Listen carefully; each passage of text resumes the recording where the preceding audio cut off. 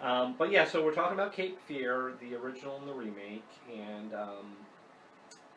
we usually do sequels, but today we're doing a remake. Dun, dun, dun, dun, dun, dun, dun. I'm sorry.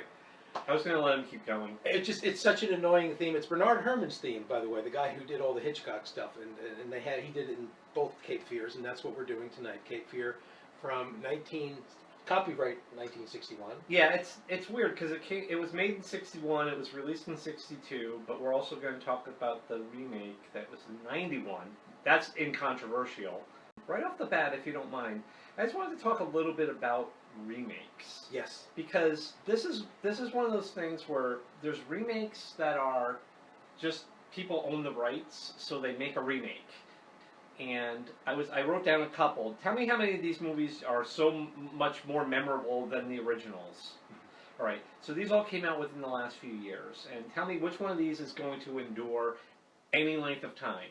All right, Poltergeist. Blech. Red Dawn. Blech. RoboCop. All movies of their time, by the way. All movies of their time. Child's Play.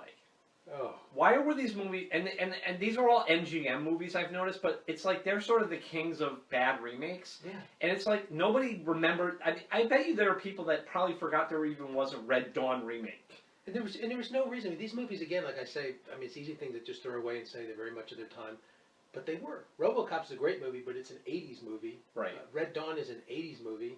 And that also has to do with, the Red Scare and all that stuff that was going on. It's a name recognition thing, so people that own the rights, you sometimes can make a remake, it makes a little bit of money on the first weekend because it has that name recognition, and then people forget about it. Point Break. Okay, there's a perfect example. Did we have to remake that? Why'd they remake Point Break? But my point being is that there's certain remakes that come out and you don't think about them again. And Cape Fear as a remake, I think, is a better known movie than the original, which is very rare. Yes. Because then I have a couple of good remakes. I have notes this Oh, time. yes. So we had Cape Fear. Mm-hmm. Okay, The Fly. Yes. In 1986. Dawn of the Dead. Yes. Where, at least in these movies, though, there's like an artistic thought process. And with Scorsese, you figure he's not just going to make a remake to make a movie like that can get money. Although I think that was part of why he did make this movie, because it was very much intended as a commercial film. Yeah, there's going to be a lot more to it. I mean, if you look at the original film, and what's funny is looking at the original film, I didn't realize this. Gregory Peck was a very big part of this because J. Lee Thompson, who was the director of the first Cape Fear, did The Guns of Navarone.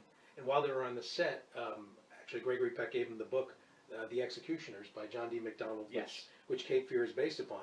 And apparently they wanted Hitchcock first to do it. Hitchcock, for whatever happened, there was a dispute. He turned it down. And J. Lee Thompson was a big fan of Hitchcock, so he said, yes, let's do it black and white. Yes, let's get Bernard Herrmann, who's done the Hitchcock scores. And those were good moves. And what's really funny, if you think about it, this was Gregory Peck's production company, which had bought the rights to the book. Gregory Peck, was going to win an Oscar, like, the very same year in '62 for To Kill a Mockingbird. So he was kind of really on top of his stuff. And this was a good time for Gregory Peck as an actor, but he even admitted that the stronger role he thought was the Max Cady role, the bad guy. And Robert Mitchum is a really good bad guy. Now, just to speed ahead now to people who do this type of things that me and John do. When me and John do them for fun, we do them to inform. I'm not even going to say whose podcast it was but let's just say that somebody was just talking about the original film and said, yeah, well, and that guy, Robert De Niro really scared me. So they were obviously prejudiced because they saw the second one, the remake first. And then they're like, but that other guy, Richard Mitchum, he wasn't scary at all. And I'm like, if you don't know that his name was Robert Mitchum, maybe you shouldn't be at all reviewing the first film. But that's just me. That's pretty weird. Yeah, we'll get into that a little bit, the comparison between the two Max Cadys. Well, when you make a remake, whether you make it really super original or not, you are going to be compared to the movie that you're remaking. Yes. J. Lee Thompson, you made me trigger this, who did these very big, classy movies, ended his career making Charles Bronson movies. Yes, his last film was, in fact, Conchita, Forbidden Subjects. He did 10 to Midnight. He directed a lot of sleazy, canon Charles Bronson Death films. Wish for the Crackdown. Yeah, he's a good director, but And those movies are well directed, I guess, but But when you think about the quality he had done, yeah, he was like an A-list director that kind of finished out his career making a lot of like schlocky B movies. and he actually wanted for the original Cape Fear. He actually wanted. I don't. You probably know this. He wanted as the daughter Haley Mills, and he had her in mind. And then he ended up with another actress because Haley Mills was doing 2 films. Was doing another film for Disney at the time. And he said he was never fair to that actress because he said he had Haley Mills in his mind so much that he wasn't fair the way he directed. He said she pulled it off. She did a good job. But that's who he had in mind originally to play the. And I think Tuesday Weld was in the mix as a possible daughter. And that's like we're going to be jumping all over the place, but that's like the one thing that I'd say between the two movies that is markedly better is in the remake, Juliette Lewis's character is more interesting. Yes. She's given a lot more like kind of dimension. And a supporting actress nomination, which she deserved. Yeah, it was the movie that kind of launched her career. Yes. But she's like, it's not the actress in the original movie's fault. They just make her, she's very bland and kind of generic. Yes. Daughter character. So Juliette Lewis was given a lot more edge. And at the time they can talk about more sexual stuff than they could. And though apparently at the time of the original it was very risque what they were doing. Like Robert Mitchum looking at the daughter and being that was real risque. I mean, rape is never a word that is used in the original film, but it's clearly what's going on in the film. Exactly. Like 1960s, you kind of still had to dance around these topics a little bit. Oh, yeah. But so like in the first movie, Max Cady is essentially, well, just you probably have seen the movie, so we're not going to go through the plot. But he's this character that's going against this family, this small family, husband, wife, and daughter. But in the original movie, there's a whole scene where he's trying to stalk the daughter in the school. And then in the remake, it's the one scene again that's better, is De Niro kind of insinuates himself with the daughter, which is a much more interesting way to do that It's much more emotionally complex, and it makes the characters are grayer in the remake. Easily, and we'll get into that a little bit, but it's the one scene in the movie that I think is dead on accurate, is the scene where De Niro is just kind of like, he's pretending to be her like a teacher, shares a joint with her. He's kind of like just playing like these mind games. And he's gotten her trust because he talked to her on the phone the night before, right. And he knows the situation with her and her parents, so he plays that all against her, and she realizes in the middle of the scene, oh, he's not this guy, but she's still interested in him, and it works really well. It does, and it's like, again, the problem with the movie, as far as the remake is concerned, is that De Niro goes so far over the top that, despite whoever this nameless podcast is, I don't think it's scary at all. It's like he's like Freddy Krueger after a little while. 95 minutes into the movie, and that's when it happens, when all of a sudden his character does something ridiculous, when all of a sudden the maid's character is killed, and you turn around and Robert De Niro is the maid. Still never explain how he got into the house. No, it just and at that point he's hanging from a car, and nobody knows. A, he couldn't survive it. B, the family couldn't even tell. Like all of a sudden, like you said, he becomes Freddy Krueger, and he's unkillable, and that makes it very uninteresting. It's not scary to me when it's like that. I understand what Scorsese as the director was trying to do, but the tension of the movie is lost because I don't believe it. Whereas in the original film, and this is where I would say the original is a better film overall. Robert Mitchum kind of has like this almost sleepy, kind of like laconic, almost like it's hostility, but it's like under the surface a little bit. And that's what makes it more real. It's scarier. And at the end of the movie, when he's menacing the wife character in the original, Polly Bergen, he actually, it's the one scene in the movie where he kind of gets like a little bit more amped up, and because he hasn't been like that the whole movie, it works better. I mean, De Niro is like, almost from the beginning, is so over the top that there's no place for him to go, so they just go even further over the top, and it's like, it's Freddy Krueger, territory, and why is Martin Scorsese making a Freddy Krueger movie? Exactly, and it makes you wonder, because you watch the first 95 minutes of the remake, and it's actually pretty good, give or take a couple little silly scenes, but Ileana Douglas getting her face bitten, and a scene, by the way, that was actually effective before they did that. And this is the problem, is that movie went over the top when it didn't have to. Like you said, what makes the first one so much more effective is Robert Mitchum. Just Richard Mitchum. Yeah, Richard Mitchum. And Charlie Peck. Yeah, and old Charlie Peck.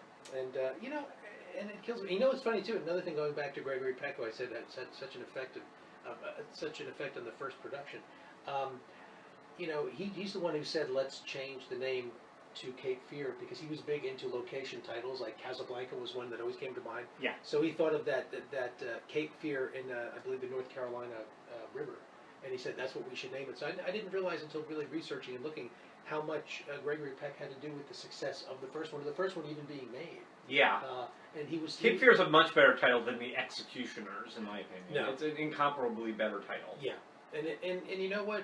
And the first movie works because of Mitchum, and that's the funny part. Because of Mitchum taking his time, and like you said, when he does get amped up, you feel it. And although he does do he and this is something other people will point out, he is like kind of in shape, out of shape guy. Like when he's not wearing a shirt, you can't quite tell if he's in shape or not. Yes, because they always have, like in old movies. And then, again, this I'm stealing this. I know Family Guy has done it. I know a lot of other people have talked about it. Like where men will wear their shirts like up to here when they don't have a shirt on, because I think that's because the gut. Yes, and like Robert Mitchum was like menacing, but I mean De Niro is very ripped and muscular in the film. De Niro's physical commitment, you can't deny it. No, strong. No.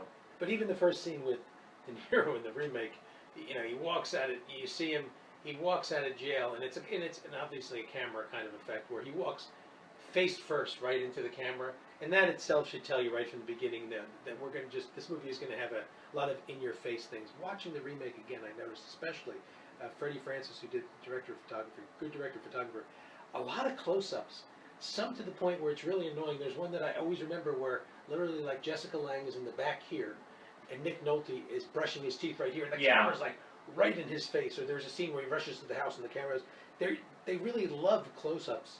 I almost feel like Scorsese's problem with this movie is the same problem that Ron Howard did when he did the movie Ransom. You could tell that there were some aspects of that. He was used to doing a certain kind of film. When it got darker, he didn't exactly know where to go, and it went off. And if you look at the movie Ransom, that movie goes off the rails in the last couple minutes. Ransom is very much a good point that you're bringing up, because it's a remake of an earlier film, and the earlier film is a lot more subtle, and I think ultimately a lot more effective because it didn't do that. Ransom really went off the rails at the end, the remake version, where it just Mel Gibson became like, again, it was unbelievable how. He's like supposed to be a regular guy for 90% of the movie, and then he's just like Martin Riggs from Lethal Weapon, which is not.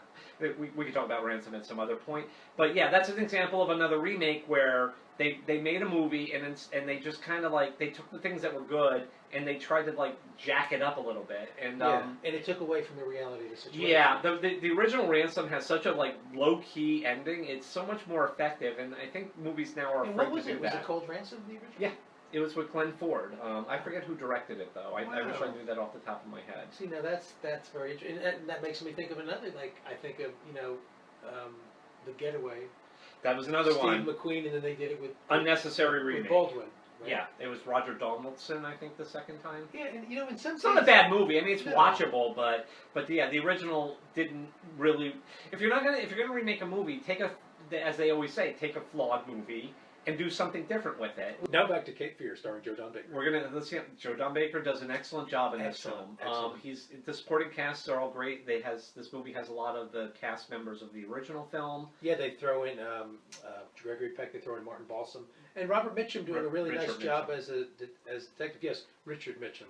And they kind of play against each other, because in the first movie, obviously, Mitchum's bad guy. In the remake, he's a good guy. Yeah. And then vice versa for Gregory Peck. And then Martin Balsam's in there for a bit. I don't know. And I think she was still alive. I wonder why they didn't figure out a place to put Polly Bergen in, because they should have. They actually should have. Maybe they did. Maybe they tried and it didn't work out for whatever reason. But it would have been it certainly would have been nice. Or the daughter. The daughter apparently, I think, committed suicide later in her life. I think she had kind of a rough time. So it was not an option, the daughter. I don't know if it was before or after the remake had been made, though. So, but yeah. But both, and it's in the original. Also, I want to mention, before his Kojak fame, in the original, Telly Savalas. Yeah, Telly Savalas is in the film. He does a nice job as the private eye. But overall, I think when Scorsese made this movie, and this has happened in his career a few times, he tries to make a commercial film, and it never seems to work because his instincts, I think, are not to be commercial. No. But he wants to make a commercial film because obviously it helps him to be able to make the non-commercial films that he really wants to make. So you end up with movies like The Color of Money, Yes. which is not a very good movie. No. You end up with this, which is not one of my favorite movies, and you end up with, and I'm going to say sacrilege. Sacrilege. But The Departed is not, in my opinion, a very good movie because those are very genre-oriented films, and he adds all this extra sort of stuff to it that's counterproductive to the movie. And when like, when you see The Departed, you've also seen it better in Goodfellas and about every other mob film that he's done. Any other, I mean, it's like, if you're going to have a movie like that, just have like an action movie director make it. Scorsese's not who you go to for an action film. No. He's not really who you go to for a thriller like Cape Fear or whatever you want to call The Color of Money. I think that those movies would have been actually better if they didn't have this extra level of stuff on them. Like, the original Cape Fear is a very uncomplicated film. Yes. And the remake has all this extra level of guilt and family. Oh, there's all this moral ambiguity. There's all this ambiguity. And, Yeah. and I'll ask you an honest question, and I think I know what my answer is. Does adding all of that into this remake make it a better film? And to be honest with you, I don't think it does. I don't think that by making Nick Nolte, who's playing the Gregory Peck character, I don't think making him morally ambiguous to the point where he actually brought this on himself makes the movie better. It doesn't make it more of an exciting thriller, and that's what the movie's supposed to be. It's a thriller. It's not supposed to be this treatise on the family unit. No, and that's actually an excellent point. And you know what? I mean, and the whole thing that, we find out in the course of the movie that Nick Nolte didn't defend his client, Robert De Niro, as good as he should have. And what does that add to the movie, though? Yeah, and the thing is, and then you get to the point where you're like, okay, well, he's kind of paid for it and then some. Okay, like, the dog gets killed. They don't show it, but it's a terrible thing. Yeah, that's in the original. And that's in the original, too. But, and I have to say now, when it comes to acting, Jessica Lange, who is a fine actress, she acts so much with her hands in the movie. None of it is connected. She's not good in this movie, and this is a fine actress. It's not one of her stronger performances. No, not at all. I even remember when I saw this in the movies Can I connect with her? Yeah, 1991. So that was a wee lad when it came out. I was only about 5. No, I wish. But when I remember it just seemed like she was very shrill and very screechy, and I don't know if it was written that way. But she's not pleasant in the film, and it's frustrating because, again, she's almost, without exception, a great actress. Yes. Almost every time you see her in a movie, she's wonderful. Absolutely. But she was like King Kong level before she really kind of became good. And she's very, like, I don't know what it was about this scene. The first time you see her, she's smoking a cigarette. She smokes a lot in this movie too, by the way. A lot in the movie, and again, I bring it up again. I don't understand. A lot of the hand gestures, a lot of stuff looked very fake, looked very staged, looked very not stuff that she does. It might not have been her, though. It might have been the direction. Right, but... Marty Scorsese said, go ahead, Jessica, that's okay. Go ahead, do that, that's fine. That's okay. Bobby, you do that. That very well could have done. I think Scorsese spends most of his time on a De Niro movie with De Niro. With De Niro. Apparently that actually is true. Like during Raging Bull, they would just go off by themselves for like an hour and then come back and then continue directing the movie. Yes. But yeah, so it's weird because I don't care about the whole relationship between Jessica Lange and Nick Nolte. I don't connect with it any more than I didn't really connect with the very more straightforward and kind of bland relationship between Gregory Peck and Polly Bergen in the original. Yes. It's like, because like I said, they're adding in this extra level of stuff, but I don't think it wasn't an improvement necessarily. Yeah, in fact, if anything, it was more of a distraction. And it's funny, I mean, they made the remake, and obviously they made it flashier. Technically, it's a better film. It's wonderfully made, yeah. But when you get to the point where you lose the reality, and it is the scene where where Joe Don Baker is killed. Yeah, De Niro becomes superhuman. Yeah, and it just, from that point on in the movie, it's ridiculous. And if you watch the ending on Cape Fear with the boat, obvious miniature work, and it kind of gets in the way a little bit at the time. It must have looked much better than it looks now. Some of it's also a little comical. There's a scene where De Niro, basically puts Nick Nolte on trial, and every time he turns his head, did you ever notice that weird little sound effect? Yeah. They do like a lot of strange things where it was like, was this supposed to be funny? Then be funny. It's supposed to be serious and be serious, but make a choice either way because it's kind of dumb. Like, and De Niro's face, you got to explain that one. When De Niro gets burned and then climbs back on the boat, what does he look just like? Well, so they have De Niro because again, like I said, he becomes Freddy Krueger. He gets his face really burned, and the makeup is uncannily like a movie he would make 3 years later, where he played Frankenstein's monster in the Kenneth Branagh Frankenstein, a remake that we will talk about at some point because, by God, maybe one of the 5 worst movies I've ever seen And Branagh, theatrically. And I love Kenneth Branagh. Me too. Great director. Horrible film. That is one of the worst movies I've ever seen. But anyway, if you ever watch De Niro in prosthetics. Watch Cape Fear and then watch Frankenstein, and it looks like the makeup is very similar to the point of it was distracting to me. But again, and I remember Roger Ebert in his written review of Cape Fear, which he gave 3 stars. He was kind of lukewarm on it, and I think he basically said, "Why is he making this movie? Like when he should be making things he gives a shit about." Yeah. But he said like De Niro should be so immobilized by pain by the point that in the movie he's still cracking wise and talking in tongues, and we're supposed to realize that it's like some kind of Pentecostal thing where he's burning his hand with a flare, and it's just it was, you're right, it's almost comical, and I don't know if that was the intent, like Scorsese was making some kind of meta commentary on the nature of thrillers, but it just, and again, it's a massively popular film. It drives me up the wall that Scorsese has like movies like Silence and Bringing Out the Dead that are incomparably more interesting and better films. And yet this movie was like number 9 at the box office in 1991. Huge. This and The Departed are 2 of his biggest hit movies, and I don't get it. But then he would later in his career make a thriller called Shutter Island, which I absolutely adore. So he knows how to do thrillers. Yeah. So it's just like it's something about this movie that I just didn't relate to I think as much as I wanted to. And you know what? And there was and the thing that's so frustrating, and he brought this up to me earlier in the week, is that when you have so many good people and you have a great director and you have really good actors, you know, it's a shame.